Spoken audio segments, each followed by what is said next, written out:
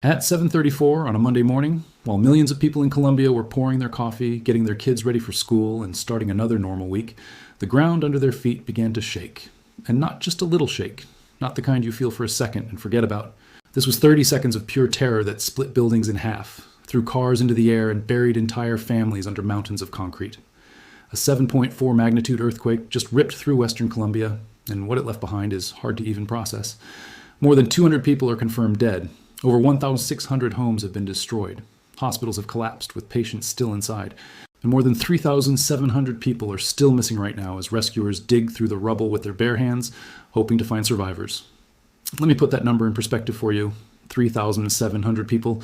That is more than the total number of students at most high schools, all of them unaccounted for. Families are posting photos of their missing loved ones on websites, on social media, anywhere they can, begging for someone to recognize a face. And the scariest part? Most of these families had zero plan for what to do when the ground started shaking. No emergency kit, no meeting point, no survival strategy.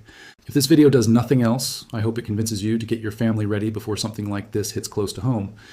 I put together something called the Family Disaster Survival System.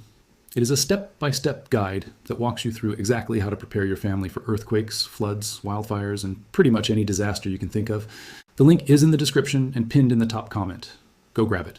Seriously. Because after you see what happened in Colombia, you will understand why waiting is not an option. This earthquake hit so hard that people felt it in 3 different countries, not just Colombia. People in Ecuador, Panama, and even Venezuela felt the ground move under their feet. That is how much energy was released in a single moment. The shaking traveled hundreds and hundreds of miles in every direction. And here is the thing that makes this even more shocking. This earthquake started roughly 60 miles below the surface. That is deep, really deep. To give you an idea, if you stacked 300 Eiffel Towers on top of each other, you still would not reach the spot where this earthquake was born. Most earthquakes that start that deep lose a lot of their energy before they reach the surface, but this one did not. It broke through all that rock and dirt and still had enough power to flatten neighborhoods and bring down some of the tallest buildings in the region. Colombia's own geological service confirmed this was the strongest earthquake to hit the country in the entire 21st century. That means for 26 straight years, nothing even came close to this. The last earthquake that was anywhere near this powerful happened back in 1999, when a smaller 6.2 magnitude quake destroyed the city of Armenia and killed more than 100 people. And this one? This one was many times stronger than that. When seismologists measure earthquakes, every single step up on the scale is actually about 32 times more energy. So going from a 6.2 to a 7.4 is not just a little bit more powerful. It is a massive jump. We are talking about hundreds of times more energy released. That is the kind of force that reshapes the land itself. The epicenter was near a small town called San Jose del Palmar, a place most people had never even heard of before this week. It is tucked away in the mountains of the Choco region on Colombia's Pacific coast, with a population of only about 4,800 people. This little town, surrounded by dense jungle and steep mountains, suddenly became the center of one of the worst natural disasters in South America this year. But the destruction did not stay near the epicenter. Not even close. The earthquake sent violent shaking across an enormous stretch of the country, hitting major cities with millions of people. And what happened in those cities over the next few hours is something Colombia will not forget for a very long time. We are going to break down exactly what happened, city by city. The stories coming out of this disaster are equal parts heartbreaking and incredible. Ordinary people pulling strangers out of collapsed buildings, a baby rescued from beneath a pancaked apartment, volunteers forming human chains to move bricks and broken concrete one piece at a time, but also hospitals that crumbled, a historic cathedral that lost its tower on live video, and an entire town where 80% of the buildings were damaged. This story is still developing as we speak. The death toll is still climbing. Rescuers say they have a shrinking window to find survivors, and experts are warning that aftershocks could bring down even more buildings that are already hanging by a thread. Section 2. A country on its knees. To really understand how bad this earthquake was, you need to know what it did to the cities in its path. Because the epicenter was in a remote mountain area, but the shaking reached far beyond that. It tore through Colombia's coffee-growing heartland, a beautiful region of green mountains and bustling cities that is home to millions of people. And when the ground stopped moving, entire blocks looked like they had been hit by bombs. Let's start with Cali, because what happened there is almost unbelievable. Cali is Colombia's 3rd largest city. About 2.2 million people live there. It is a vibrant place, famous for salsa music, incredible food, and a culture that draws tourists from all over the world. In fact, the city had just kicked off a week-long festival celebrating Afro-Pacific culture. Hundreds of thousands of visitors were in town. The streets were supposed to be full of music and dancing. Instead, they filled with dust, screams, and sirens. When the earthquake hit Cali, at least 20 large buildings came crashing down, not cracked, not leaning, completely collapsed. Clouds of dust shot up across the city's skyline as structure after structure gave way. A taxi driver named Jorge, who was 64 years old and has lived in Cali his whole life, described watching plumes of dust rise from different parts of the city, one after another, like something out of a disaster movie. Except this was not a movie. This was his home. As of the latest reports, at least 95 people have been killed in Cali alone. That number is expected to keep growing. At least 188 people in the city are still listed as missing. And then there is what happened at one of the city's biggest hospitals. Several of the top floors collapsed onto themselves. Some of those floors were dedicated to taking care of children. Patients were trapped under the rubble. Around 600 other patients had to be moved outside and treated on the street, surrounded by broken glass and fallen concrete. The hospital's director went on national television to describe the scene, and it was clear even she was struggling to hold it together. Rescue teams and regular citizens jumped into action immediately. In one neighborhood, volunteers formed human chains to pass bricks and broken pieces of wall from hand to hand. They would work for a few minutes, and then everyone would stop. Total silence. They were listening for any sound, any voice, any sign that someone was still alive underneath. And they found people. In one collapsed building, a rescuer asked anyone who was trapped to whistle, and someone whistled back. They pulled out a man and a baby. But the man's wife was still somewhere under all that concrete. They kept digging. In another rescue, a 6-month-old baby girl and her mother were both pulled out alive from a building that had completely pancaked. That footage spread across the world in hours. The mayor of Cali declared a curfew from 8 at night until 6 in the morning. Partly to keep people safe, partly because there were real concerns about looting in the chaos. He asked for 1,000 extra security officers to be sent to the city. Now let's move to Pereira, because that city might have been hit even harder. Pereira is the capital of the Risaralda region, right in the heart of Colombia's coffee country. It is a smaller city than Cali, but the destruction there was extreme. At least 72 people were killed in Pereira. That makes it the deadliest city in terms of confirmed deaths per capita. At least 65 buildings collapsed in the city, and in 15 of those buildings, people were trapped inside when they came down. The city's airport, Maracana International, partially collapsed during the shaking. Video from inside the terminal went viral. You can see the ceiling coming apart in real time, huge chunks of material falling as passengers scramble for cover. 3 people were killed at the airport. And, if that was not enough, 16 people got stuck inside the city's aerial cable car system. These cable cars hang high above the city and connect different neighborhoods. When the earthquake hit, the system froze. Those 16 people were left dangling above the ground for 6 straight hours before rescue teams could get them down safely. When night fell on Monday, Pereira lost power. The entire city went dark. Volunteers were searching through the remains of a 6-story building using nothing but flashlights and torches. They believed 2 young girls were trapped somewhere inside. They kept going through the darkness, refusing to stop. Then there is Manizales. The city sits high up in the mountains, and it is known for one thing above all else: its cathedral. The Cathedral Basilica of Our Lady of the Rosary is a stunning piece of architecture. It stands 390 feet tall, making it the tallest cathedral in all of Colombia, and the tallest neo-Gothic church in the entire Western Hemisphere. It has been standing for over 100 years, surviving every earthquake, every storm, every disaster that came its way, until this one. During the earthquake, one of the cathedral's massive towers cracked, broke loose, and crashed down into the main part of the building below. Video of that moment spread everywhere. You can see the tower literally crumbling and falling in slow motion, sending a cloud of debris in all directions.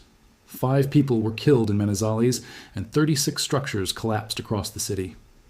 For the people of Manizales, watching their cathedral fall was not just about a building. It felt like watching a piece of their history and their identity break apart. But the city you may not have heard of, the one that might break your heart the most, is El Cairo. El Cairo is a small town of about 7,000 people located not far from the epicenter.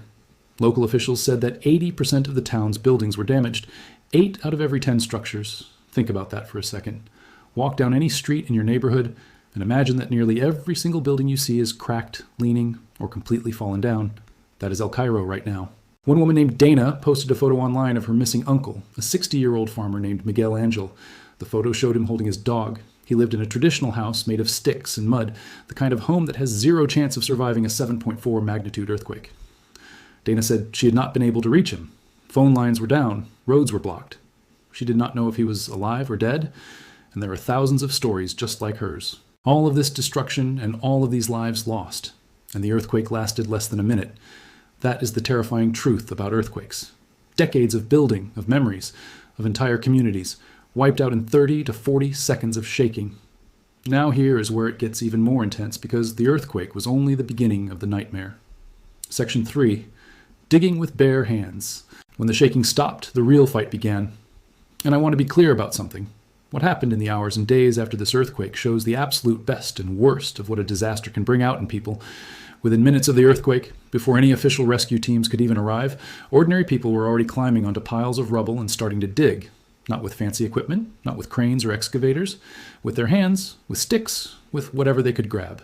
In Cali, a 43-year-old woman named Carmen Yasmin Garcia was one of those volunteers. She organized a group of her neighbors and they rushed to a collapsed building near their homes. Working together, they managed to pull 7 people out alive. 7 people who would have died if Carmen and her crew had not shown up. But there were still more people trapped inside. Carmen's team could hear scratching sounds from beneath the rubble. They knew someone was down there. Maybe more than one person. And a dog. They could hear the dog too. And then the sound stopped. Carmen told reporters that they kept working anyway. She said, "We still have faith that the dog is alive and we can get these people out. We need people with sticks and spades. The more people lending a hand, the better." Stories like Carmen's played out across the country. In neighborhood after neighborhood, people who had just survived the worst earthquake of their lives turned around and immediately started trying to save their neighbors. Meanwhile, the Colombian government activated every resource it had.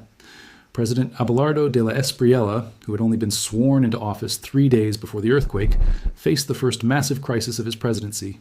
Before he even had a chance to unpack his desk, he declared a national disaster and said the government was sending the entire military and police force to the affected areas. More than 1,000 soldiers were deployed. Search dogs were brought in.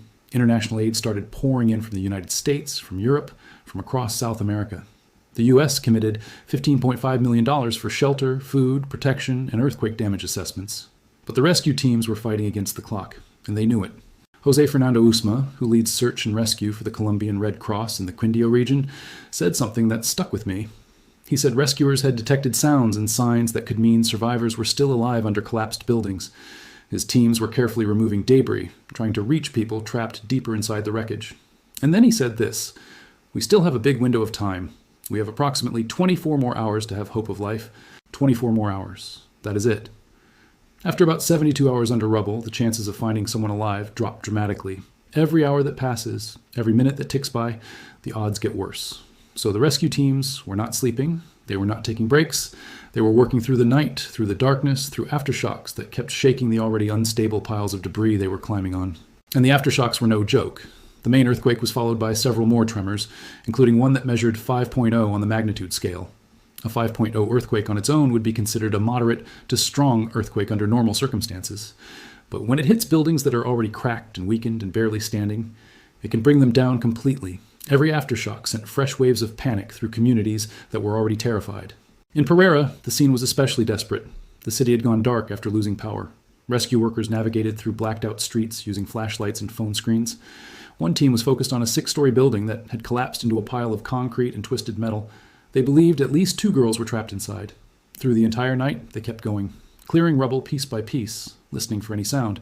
Across the country, hospitals that were still standing were overwhelmed.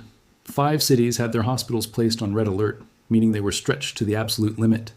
Doctors and nurses were treating patients in hallways, in parking lots, in tents set up outside damaged buildings.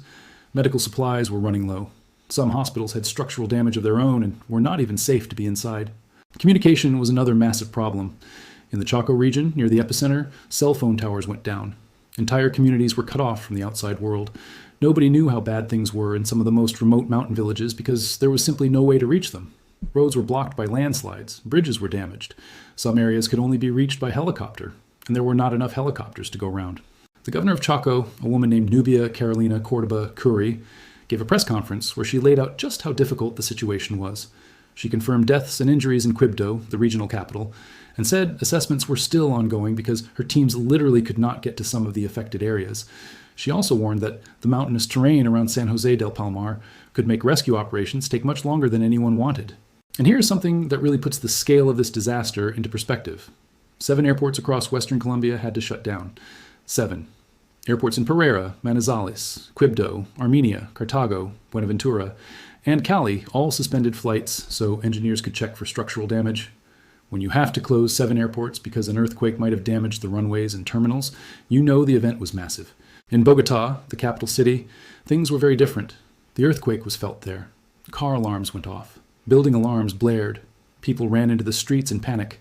But when the dust settled, there was no major damage. Some cracks in walls, some rattled nerves, but no collapsed buildings and no deaths. The mayor of Bogota said something that I think captured the mood of the whole country.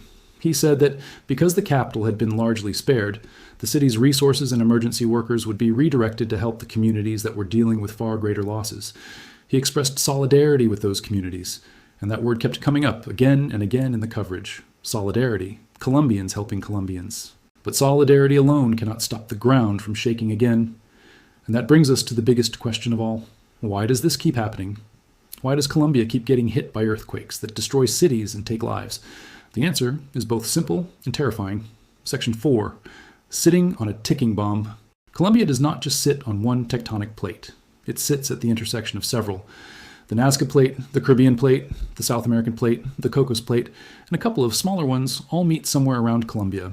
That is like living at the busiest, most dangerous intersection in the world, except instead of cars crashing, it is massive slabs of the Earth's crust grinding against each other miles below the surface. This intersection is part of something much bigger called the Pacific Ring of Fire. You might have heard that name before, and it sounds dramatic because it is. The Ring of Fire is a giant horseshoe-shaped zone that wraps around almost the entire Pacific Ocean. It stretches from New Zealand up through Indonesia, Japan, and Alaska, then back down the west coasts of North and South America. About 75% of the world's volcanoes are located along this ring, and roughly 90% of all earthquakes on the planet happen somewhere along it. Colombia sits right on this ring. The western part of the country, where this earthquake hit, is one of the most active seismic zones on the entire continent. Small earthquakes, known locally as temblores, happen all the time in central and western Colombia. The country's geological service records an average of about 2,500 to 900 earthquakes every single month. That works out to roughly 3 earthquakes every hour. Most of them are tiny, you would never feel them. But every once in a while, a big one breaks through, and when it does, the results are catastrophic. Colombia has a long and painful history with earthquakes. In 1875, a massive quake near the city of Cucuta killed an estimated 10,000 people. In 1906, one of the largest earthquakes ever recorded anywhere on Earth struck the Colombia and Ecuador border region. That one measured somewhere between 8.5 and 8.8 and generated a tsunami that killed over 1,000 people along the Pacific coast. In 1983, a quake in Popayan killed more than 250 people. And in 1999, the Armenia earthquake killed over 1,100 and destroyed 60% of the poorly built structures in the city. Each of these disasters taught Colombia painful lessons. After the 1999 Armenia earthquake, the country updated its building codes to make structures stronger and more resistant to shaking. And those new codes have made a difference. During this latest earthquake, newer buildings performed much better than older ones, but the problem is that not every building in Colombia has been rebuilt or upgraded. Older buildings, especially in smaller towns and poorer neighborhoods, were constructed without modern safety standards. And those are the buildings that came down. The other factor that makes Colombian earthquakes so dangerous is the terrain. Much of western Colombia is mountainous, covered in steep slopes and dense jungle. When an earthquake hits this kind of landscape, it does not just shake buildings. It triggers landslides that can bury roads, block rivers, and cut off entire communities from help. That is exactly what happened this time. Some of the hardest hit areas near the epicenter were unreachable for hours, even days, because the roads leading to them were buried under mud and rock. And here's the truly scary part. This region is not done shaking. Seismologists cannot predict exactly when or where the next earthquake will strike, but they know that the forces beneath western Colombia are constantly building pressure. The plates are always moving, always grinding, always storing up energy. It is not a question of if another major earthquake will hit. It is a question of when. This earthquake also did not happen in a vacuum. Just weeks before Colombia was hit, 2 powerful earthquakes struck neighboring Venezuela. Those quakes, measured at 7.2 and 7.5, destroyed hundreds of buildings and killed more than 5,000 people. Combined with Colombia's earthquake, this has been one of the deadliest stretches of seismic activity in South America in decades. Some experts have pointed out that while the earthquakes in Colombia and Venezuela were not directly connected in the traditional sense, the entire region sits on a complex web of faults and plate boundaries that are all under stress. When one area releases energy, it can change the stress patterns on nearby faults. Think of it like a pile of sticks. Pull one out and the whole pile shifts.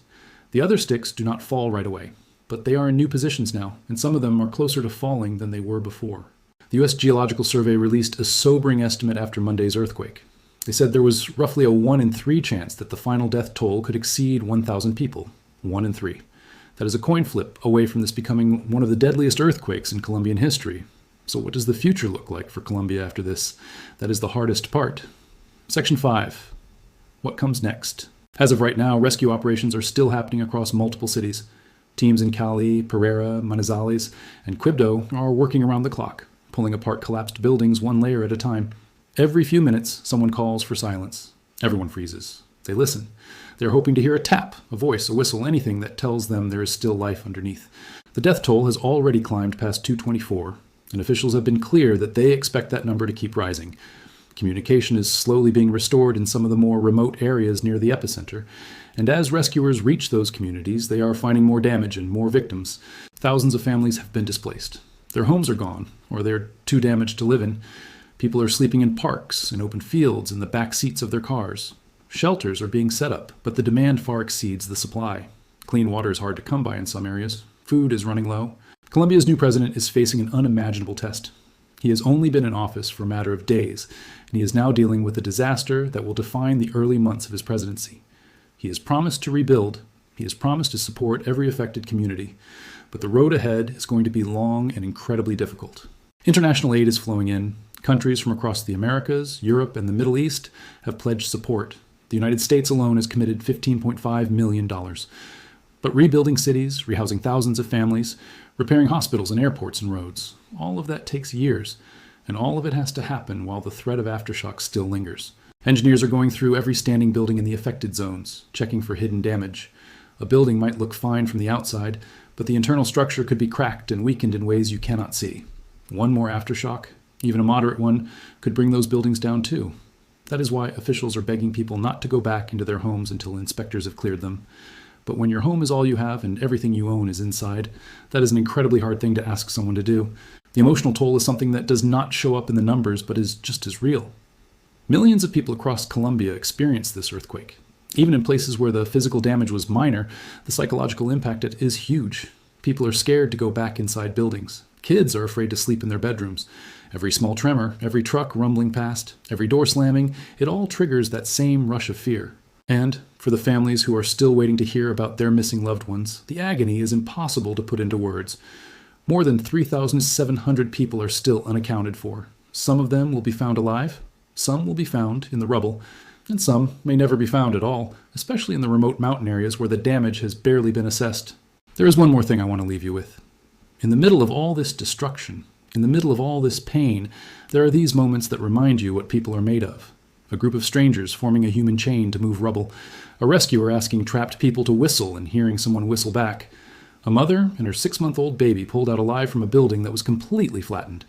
A 43-year-old woman organizing her neighbors and saving 7 lives before any official help even showed up.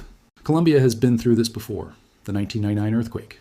The decades of conflict, the countless natural disasters that come with living on one of the most active seismic zones on the planet. And every single time, the people of Colombia have gotten back up, dusted themselves off, and rebuilt.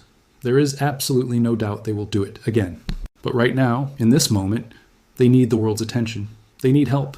They need resources. And they need people to care about what is happening, not just for the first 24 hours of headlines, but for the weeks and months ahead when the cameras leave and the real work of rebuilding begins. That is going to do it for this one. Look, I know videos like this can feel overwhelming. You watch an entire country get ripped apart and you think, that could never happen to me. But the families in Cali thought the same thing on Sunday night. The people in Pereira were making breakfast when their world fell apart. Nobody gets a warning. That is exactly why I created the Family Disaster Survival System.